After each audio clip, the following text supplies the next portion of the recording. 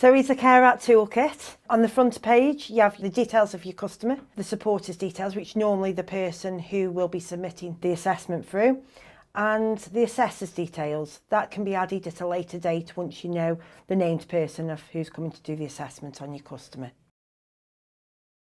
On the second page, it tells you about the purpose of this toolkit. This part has been really important for the team because it gives you a breakdown of the intention of what the toolkit is about. It helps you to get across your customer's circumstances in context with the Care Act. Definitely worth a read. Please don't skip this page. It tells you here the contents. So it's the contents of everything that's in there, and you'll notice on every page it has a handy hints section, which is really good. This page tells you about your physical, mental health and other needs. It's really worth reading the handy hints section. It tells you about what is an assessment. This has been really useful to the team as well because it gives a breakdown of what an assessment's about. We've been told so many times that people need accommodation. They need to be accommodated to get an assessment, and that isn't the case. People can get assessed if they're of no fixed abode. This part explains your physical needs. I like to look at it as if everybody is on the same page. So ideally we'd like to see what the customer thinks their needs are, what the support worker service coordinator thinks their needs are, and what the assessors thinks their needs are.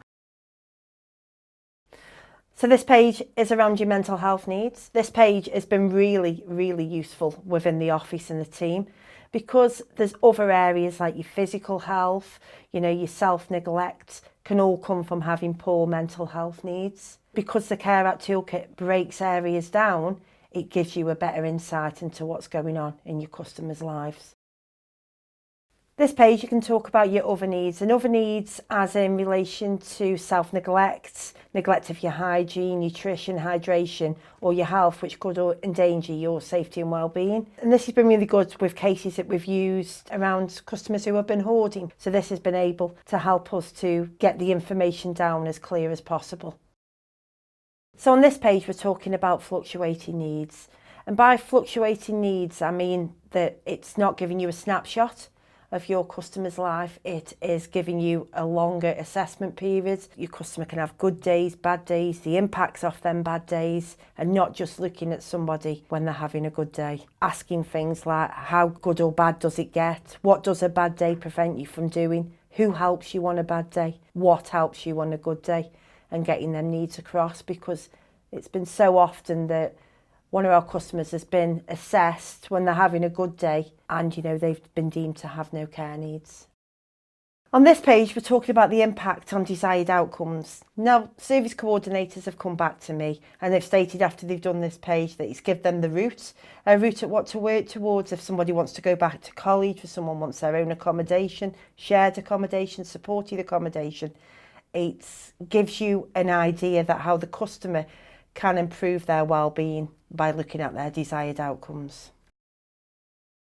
This page is about your ability to achieve the eligibility outcomes. In this part it's really useful to read the handy hints section because it gives you a table of where we can score the customers on the following pages. So with 1, your customer would not be able to achieve it without assistance, and 5, you're looking at your customer would be able to achieve it and that's what would be expected, and look at anything in between about where your customer sits.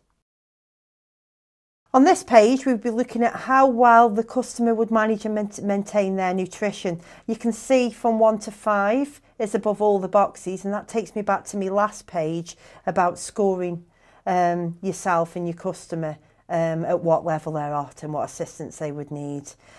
In the past I've worked with a customer who had lost a considerable amount of weight. Once we'd investigated a bit further, they didn't have a cooker, they didn't have a microwave, they were keeping their milk in the sink in cold water. So once we'd be able to purchase them stuff for them, then they were able to achieve more in this area. And on this page, we're talking about how well your customer would maintain their personal hygiene. Personal hygiene can be a number of factors. It can be that the customer hasn't got a washing machine. It could be that they haven't got the money to buy cleaning products. Or in some cases, it could be that they don't cognitively understand how to use a washing machine. So this is a good area for you to explore what's going on. So on this page, we're talking about how well your customer would manage their toilet needs. This can be a really sensitive issue, so, approach with firm consideration. There could be a number of factors why somebody is struggling with their toilet needs. It could be a mobility issue. It could be that they're having issues at night time and just not making it in time to the toilet. So on this page, we're looking at how well do you manage clothing yourself appropriately. If we're working with a customer and we can see that it's winter and they're walking around with a t-shirt and a very thin coat, let's talk to them, let's get to the bottom of why that is. It could be that no benefits are in place, it could be there's no money, no spare money available. It could also be that, they really, with their mobility, they would struggle with zips and with buttons. Just get to the bottom of what's going on. On this page, we're looking at how well do you manage making safe use of your home. And that could be a number of factors. That could be that a person's mobility, they weren't able to lock their door with the key. So it'd be looking at putting some other kind of safety measures in there. It would be if steps were outside the property and they weren't able to get down them.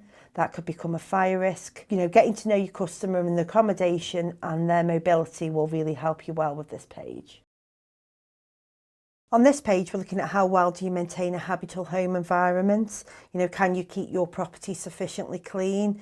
Most people will work with customers in their accommodation, so it's easy to pick up on things like, is their home damp? Is it in a poor state of repair? It could be beyond the customer's ability to make it a habitable home. So this would really give you a good idea and insight into what's going on. On this page, we talk about how well do you develop and maintain family or other personal relationships. More than often, the customer's family relationships have broken down for whatever reasons. So this looks at where that kind of relationship is and maybe how things can be improved. On this page, we're looking at how well do you access and engage in work, training, education or volunteering. Identifying any barriers. As a customer struggle to read? Have they got dyslexia? Do they need any special adaptations that would get them into a college or work environment? In this section, we're talking about how well do you make use of necessary facilities or services in the local community, including public transport. Can your customer get out and about on their own safely? I know there's somebody working with a customer in the office who had a big fear of public transport, so they did the public transport with them. It's just getting to know your customers and not necessarily thinking that customers always want a lift. It could be an underlying factor that there's something else going on and they need some support in this area. We're talking here about how well do you carry out caring responsibilities you have for a child. Because someone might think they're doing really well, may not want to admit they're struggling. They could have had issues in the past with social services and their children and involvement. So it's important to approach this area with sensitivity. This would describe the overall picture of your customer, and it would really give you insight into how one eligibility criteria can fall into others, i.e. if you were depressed, that could have an impact. Not going out, not engaging with family, not turning up for your job seekers appointments, it all can fit into many areas. This gives you a picture of, what is going on. So you could look at somebody that isn't having any kind of contact with their family and friends, feels quite ostracised. This can impact on their mental health. This can impact on their personal hygiene. You can see here in the handy hints section of all the areas that can affect your well-being. This is the last page of the toolkit, and it's the impact on my eligibility outcomes. This basically is rounding everything up that's been discussed and seeing if you would fit 2 or more of the areas of criteria and how this would affect your well-being. I hope you found that useful. If you'd like to get a hold of the toolkit, you'll be able to find this on the Voices of Stoke website, on Issue, and also it is on the Homeless Link website.